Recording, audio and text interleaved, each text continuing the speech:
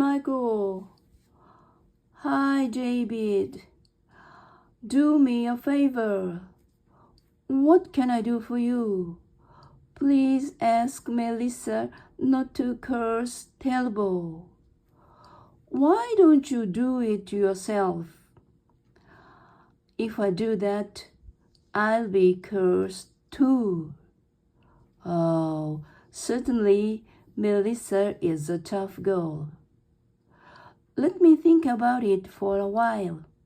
I don't want to be cursed by her either.